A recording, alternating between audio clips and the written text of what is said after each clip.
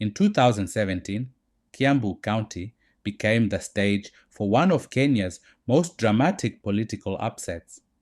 The fierce contest between incumbent Governor William Kabogo and challenger Ferdinand Waititu, widely known as Baba Yao. What began as a routine political race quickly evolved into a masterclass in grassroots mobilization, perception management, and political propaganda. Kabogo entered the race as the sitting governor, wealthy, confident, and visibly unshaken. His image was that of a man who had already arrived politically. But that confidence would soon become his weakness. On the other side stood Waititu, a populist with a deep understanding of voter psychology and the power of narrative. While Kabogo relied on performance and incumbency, Waititu relied on connection and on the art of shaping public opinion. The turning point came just weeks before the Jubilee Party primaries.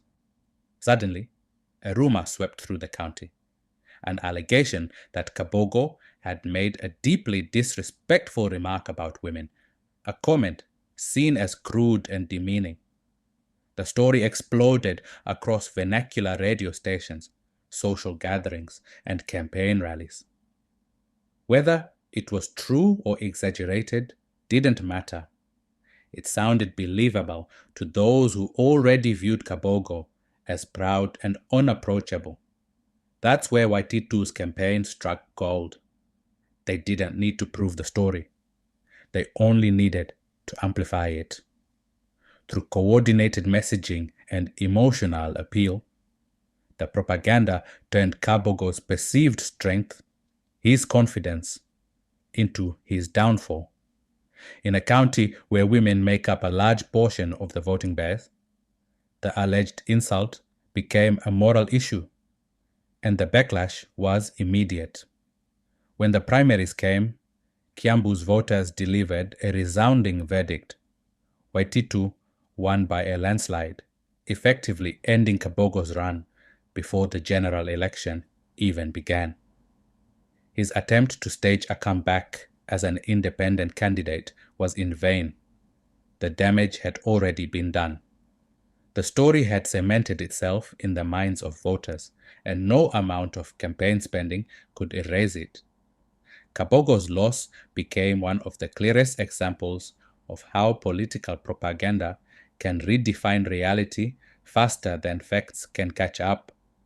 A single narrative, if well crafted and emotionally charged, can overpower a record of service or a strong financial base.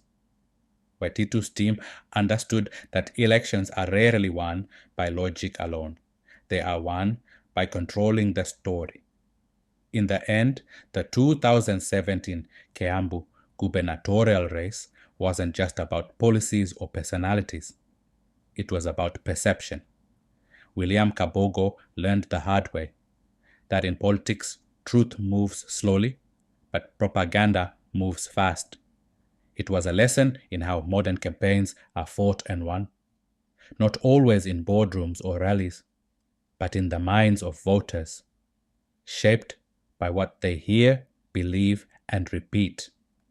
That was the moment when Kabogo was taught a political lesson, not about leadership or development, but about the unstoppable force of narrative and the brutal efficiency of propaganda in modern politics.